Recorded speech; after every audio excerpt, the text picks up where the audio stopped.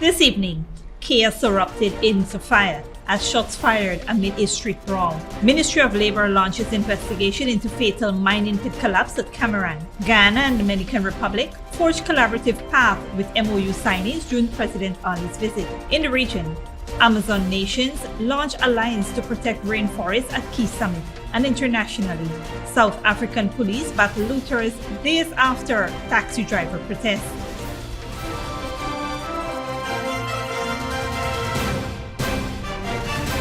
Welcome to this broadcast of Channel 2's Headline News Update for August 9, 2023. I am Bibi Bacchus. Thank you for joining us. First up, 4 persons were injured during a shooting incident at B Field, Sophia, Georgetown last evening. The incident unfolded around 9:30 p.m. as a crowd had gathered to witness a fight between 2 men on the access road. Suddenly, an unidentified suspect entered the scene firing shots randomly into the crowd, causing panic and chaos as people scattered for safety. The suspect, described as a tall individual wearing a gray hoodie and black and red pants, managed to flee the area after the shooting. Those injured were 32-year-old Abdul Joshua Kamal, a welder, 23-year-old shopkeeper Shellon Collins, 27-year-old laborer O'Malley Dick, and 33-year-old laborer Quincy Hoyt. Investigations revealed that the conflict originated from a dispute between Shellon Collins and another woman, Felicia Tom, earlier in the day. This disagreement led to an altercation between their husbands, Dion Morris and Malcolm Hudson, during which a large crowd gathered. The suspect took advantage of the chaos surrounding the fight and shot at the assembled crowd, injuring the 4 victims. The wounded individuals were rushed to the Georgetown Public Hospital, where they received medical attention. While Abdul Joshua Kamal was treated and discharged, the other victims were admitted for further care. The scene at the incident yielded 8 spent 9mm shells. The police actively pursued the suspect, and investigations into the incident are ongoing. In other news, President Dr. Mohamed Irfan Ali and a high-level Guyanese delegation engaged in bilateral talks with Dominican Republic President Luis Abinader and his cabinet at the National Palace in Santo Domingo. The discussion, which took place during President Ali's 2-day official visit, centered on various areas of cooperation. During the visit, 6 memorandums of understandings were signed between the 2 governments, aiming to strengthen collaboration and capitalize on mutual opportunities. Key focus areas include oil and gas industry, with agreements for an oil refinery, a petrochemical plant establishment, and a study for participation in Guyana's oil exploration blocks. Additionally, the countries aim to enhance agricultural potential and promote sun and sand and nature-based tourism through cooperation. President Ali hailed the signing as historic, foreseeing a lasting partnership emerging from these agreements.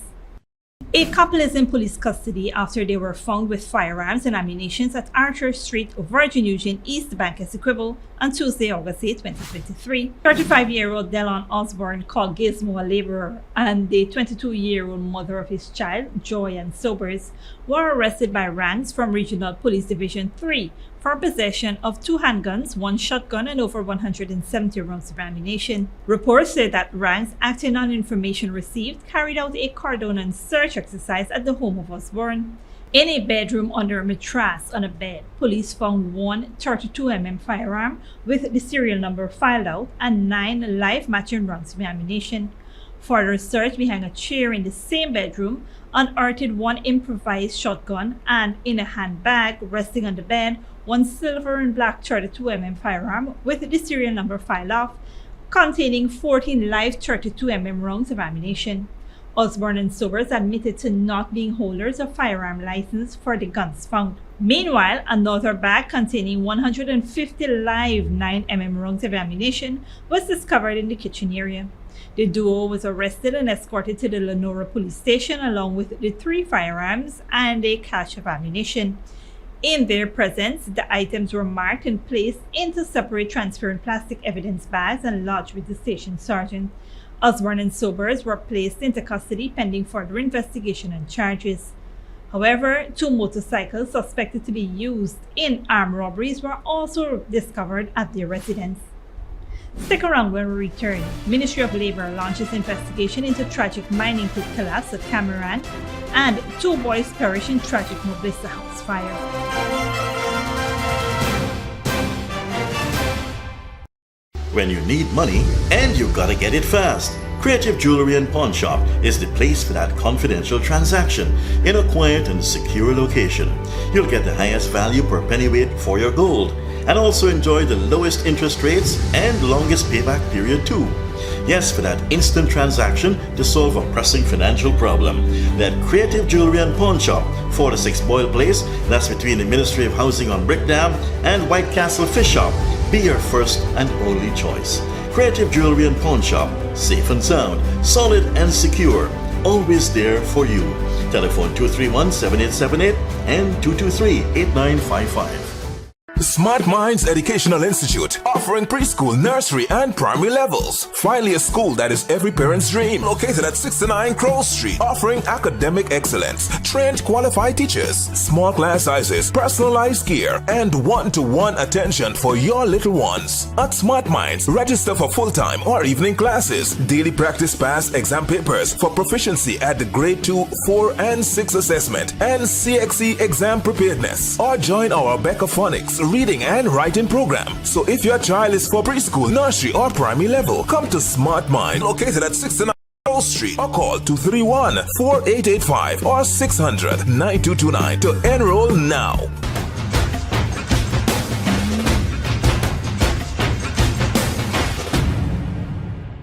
Hello, my fellow TikToker followers. He is Credit, and today all we will be making Chinese noodles with peppies, chow mein, chicken fritters, and poised cake. For the noodles, all of these will be using peppies, black pepper, cashew, Chinese sauce, soy sauce, garlic sauce, paprika, Chinese seasoning, chow mein seasoning, fried spice, and all-purpose seasoning. Next, this chicken that we marinate soak for all you want to know nothing with peppies, green seasoning, miracle seasoning, Pepper sauce, chicken seasoning, paprika, garlic powder, jerk seasoning, black pepper, onion powder, and ginger powder, and document plantain flour, and then this butter we make with this quick piece powder, and we boil in high. We serve with peppies, barbecue sauce. Radical went to the supermarket and she proper buy up enough things. She feels she alone can cook, but she routine even wrong. He shaped like a guy in a map. Peppies has a wide range of ingredients available at supermarkets nationwide. Peppies, we put the pep back into your kitchen. Good girl forget things. What's the problem, Granny? I want money for borrow for doing surgery. I was dancing and I fall and fracture my hip. If you need some quick money, you should check Lender's Jewelry and Pawn Shop. Lender's Jewelry and Pawn Shop, lot 238 South Road border, Georgetown. Get jewelry made to order in just 72 hours. We also accept vehicles. Lender's, best rates, longest payback period. Boys, I get through. Plus, I could dance again. Lender's Jewelry and Pawn Shop. Welcome back. Tragedy struck as two young brothers died in a house fire in Blessa, located on Suicide Linden Highway on Tuesday, August 8. The victims, aged 3 and 6, were identified as Demario Skeleke and Debron Skeleke. The fire occurred while the siblings were home alone, and their mother, Latoya Skeleke, was reportedly away selling fruits in the community. According to reports, she often left the boys unattended while working. The mother returned to witness the house ablaze. Despite her efforts, she couldn't rescue her children from the flames. The charred remains of the boys were discovered amid the debris after the fire was extinguished. The mother is currently in police custody, aiding in the investigations. The Guyana Fire Service is also probing the tragic incident. The Ministry of Labor's Occupational Safety and Health Department is investigating a workplace incident in Kamarang, Region 7, where a mining pit collapsed, tragically claiming the lives of 2 individuals. On August 2, 2023, 38-year-old Treon Hastings and 20-year-old Rocky Norton were working in the pit when it collapsed, burying them. The alarm was raised by a nearby miner, prompting a search operation that led to the recovery of the victim's body the next day. In response to the incident, the Occupational Health and Safety Officer Naipal Prasad initiated an investigation with collaboration from various ministries and authorities, including the Ministry of Marine Affairs, the Ministry of Natural Resources, and the Ghana Geology and Mines Commissions, and regional officials. 7 mining camps in the area were issued a stop work notice, allowing for a thorough inspection to ensure safe working conditions. So far, 2 of the 7 mining camps have been allowed to resume their operations, while the remaining camps must complete several remedial works before they can continue operations. Follow-up visits will be done to ensure that the recommendations made were implemented at the remaining camps. The Minister of Labour, Joseph Hamilton, expressed condolences to the victims' family and emphasized the importance of prioritizing safety and health practices in workplaces to prevent similar incidents and tragedies. In other news, 2 months after the tragic Madia Dormitory fire, Minister of Health Dr. Frank Anthony visited a critically injured 12-year-old girl at the Regional Burn Center of Staten Island University Hospital in the United States. The girl had suffered severe burns to over 40% of her body, prompting a transfer from Georgetown Public Hospital for specialized burn care. The patient's injuries required extensive treatment, including skin grafting surgeries, pain management, physical therapy, and counseling. The patient had started walking short distances and should be discharged in a few weeks after reaching a certain level of mobility.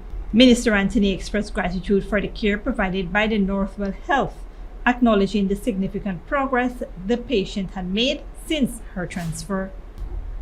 Don't go away. After the break, South African police battle looters after days of taxi driver protests, and China floods. Millions assess damage in northern region.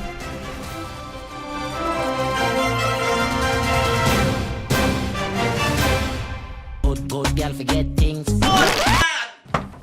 What's the problem, Granny? I want money for borrow for those surgery. I was dancing and I fall and fracture my hip. If you need some quick money, you should check Lender's Jewelry and Pawn Shop. Lender's Jewelry and Pawn Shop, lot 238 South Road Border, Georgetown. Get jewelry made to order in just 72 hours. We also accept vehicles. Lender's, best rates, longest payback period. Boys, I get through.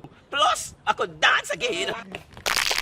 Lender's Jewelry and Pawn Shop. Hello, my fellow TikToker followers. He is Credit, and today all we will be making Chinese noodles with peppies, chow mein, chicken fritters, and poised cake. For the noodles, all of these will be using peppies, black pepper, cashew, Chinese sauce, soy sauce, garlic sauce, paprika, Chinese seasoning, chow mein seasoning, white spice, and our purpose seasoning. Next, this chicken that we marinated, soak for all you don't know nothing with peppies, green seasoning, miracle seasoning, Pepper sauce, chicken seasoning, paprika, garlic powder, Georgetown seasoning, black pepper, onion powder, and ginger powder, and document planting flour, and then this butter we make with this quick piece powder, and we boil in high. We serve with peppies, barbecue sauce. Radical went to the supermarket and she proper buy up enough things. She feels she alone can cook, but she routine even wrong. He shaped like a guy in a map.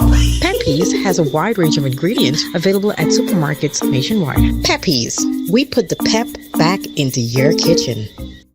Smart Minds Educational Institute, offering preschool, nursery, and primary levels. Finally, a school that is every parent's dream. Located at 69 Crow Street, offering academic excellence, trained qualified teachers, small class sizes, personalized care, and one-to-one attention for your little ones. At Smart Minds, register for full-time or evening classes, daily practice pass exam papers for proficiency at the grade 2, 4, and 6 assessment, and CXE exam preparedness. Or join our Becca Phonics reading and writing program. So if your child is for preschool, nursery, or primary level, come to Smart Mind, located at 69 Street, or call 231-4885 or 600-9229 to enroll now.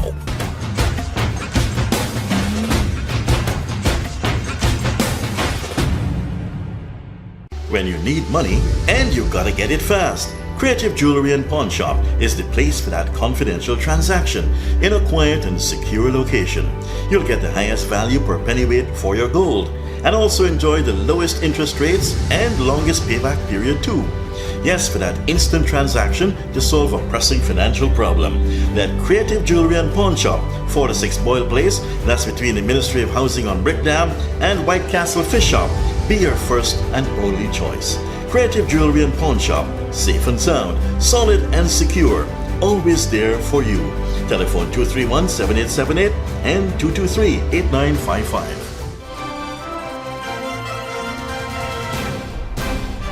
Welcome back. Now let's take a look at what's happening in the region and around the world.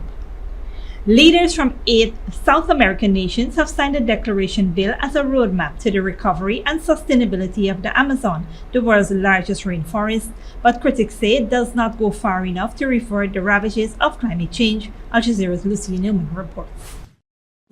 Brazilian President Lula da Silva had hoped for strong commitments from his peers to join his goal of zero deforestation in the Amazon by the end of this decade.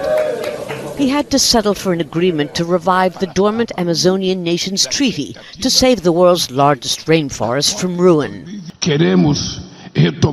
We want to rekindle cooperation between our countries and overcome suspicions. We will establish in the city of Manaus an international police cooperation center to confront the crimes impacting the region. He's referring to the escalation of organized crime throughout the porous Amazon region, where drug trafficking and illegal gold and emerald mining are contaminating rivers and poisoning indigenous communities. There was agreement to push for massive international funding to transform the economic structure of the giant rainforest, so that millions of poor indigenous and non-indigenous inhabitants can live in a sustainable way. But the big elephant in the room was the thorny issue of oil extraction in the Amazon region. Major oil-producing countries like Venezuela, Bolivia, Ecuador, and Brazil tried to avoid the subject altogether, but were energetically chastised by Colombia's President Gustavo Petro. Petro said that politicians are being held hostage to the fossil fuel industry and warned that continuing to produce it will destroy humanity in decades, not centuries. We are on the edge of extinction. We need a lifesaver, and it's in this decade that we as politicians need to make the hard decisions, especially given our short mandates. So what are we doing? Just making speeches like we're doing now? Indigenous leaders and environmentalists say oil contamination destroys everything in its path, including the livelihood of local communities. Critics say the final document was full of good intentions, but short on deadlines. It's better than nothing, but it falls far, far behind of what the region needs and of what the planet needs right now, really. Nevertheless, there did seem to be a greater sense of urgency among the 8 Amazonian nation leaders. Deforestation of the world's largest rainforest has already reached 17%, and according to scientists, the tipping point is almost here. Lucia Newman, Al Jazeera, Belém, Brazil. Talks between the city authorities and taxi operators in South Africa's Cape Town have stalled. Minibus taxi drivers have been on strike for nearly a week. Angry with traffic laws they say are unfairly targeting the industry. The strike has seen days of violence and transport disruption. Al Jazeera's Famida Miller has more. After days of violent protests by striking taxi drivers, South African police in the township of Kamarang in Stellenbosch are battling what they say are looters. They disperse dozens of people trying to break into a liquor store and break up other groups with stun grenades, rubber bullets and tear gas. Minibus taxi drivers went on strike nearly a week ago. They say they're being unfairly targeted by authorities who have confiscated their vehicles for traffic offences, and that the law is being abused. The impoundment usually does not take the vehicle off the road for a protracted period, but what it does do is it compels the owners of these vehicles to confront the conduct of the drivers that they employ. And that really is the crux here, that we have found a mechanism that is starting to compel behavior change. The issue of the practice of issuing fines in terms of the criminal justice system is not doing that. During the strike, at least 10 public buses, which people use as an alternative to minibus taxis, have been torched. Drivers have also blocked major highways and roads, and at least 5 people have been killed. Cape Town city officials blame the taxi drivers. We distance ourselves from what is happening out there. The criminal activities that are taking place, we are not part of. We have issued a statement. We discouraged our members. When we took the decision to embark on a stairway, we spoke to our members and said we don't want to see any member involving him or herself in criminal activities. Hence, we are saying that those are not our members. Negotiations to end the strike have stalled. City bosses say they won't continue talks as long as there's violence. Meanwhile, tens of thousands of commuters remain stranded and some businesses shut. While the taxi industry loses the equivalent of $800,000 each day, the strike continues. In a country with underlying issues of poverty and inequality, any unrest often leads to situations like this, where police find themselves having to stop looting and other crimes. Officers are likely to remain on high alert. Famida Miller, Al Jazeera, outside Cape Town. Death tolls from the recent flooding in and around China's capital Beijing has risen to 33, including 5 rescuers, while 18 other people remain missing, officials says, as much of the country's north remains threatened by ongoing heavy rains. Record downpours have hit China's capital in recent weeks, damaging infrastructure and surrounding areas. Al Jazeera's Katrina Yu reports from Beijing. The owner of this cardboard factory in northern China says he spent years guarding against fires. He never expected a storm would destroy almost a decade of hard work. We never thought we would be hit by such a severe natural disaster. Some people ask if I have insurance. I don't, because such a massive flood seemed impossible in the past. I don't know how I will recover. As flooding caused by Typhoon Doksuri slowly recedes, hundreds of thousands of people are confronted with the loss of their homes and businesses and are pleading for more government assistance. We're not just trying to get a free meal. If I receive a donated bowl of instant noodles, then with the money I saved, I can buy floor tiles or bricks and rebuild our home. Our home is gone now. Dozens of people have died in Beijing alone, most drowning or being swept away or trapped when buildings collapsed. The government says 1.3 million people are affected and 150,000 houses damaged. Many still don't have running water.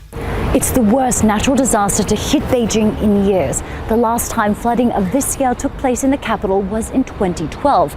Back then, the same areas, Montogo and Fangshan, suffered the most damage and 79 people were killed. It's raised questions about why these communities weren't better prepared. 20,000 soldiers have been deployed to help with the cleanup. Northeast China is considered the country's granary. The government has announced a disaster relief plan for farmers. There are fears that food prices could rise as a result of devastated harvests. But for others, like these book factory workers, taking stock of their losses is the priority. We are heartbroken. It's a huge loss. Many like her are still coming to terms with the worst storm in 140 years. Katrina Yu, Al Jazeera, Beijing. This brings us to the end of the regional and global news coverage. Up next is the 3-day weather forecast.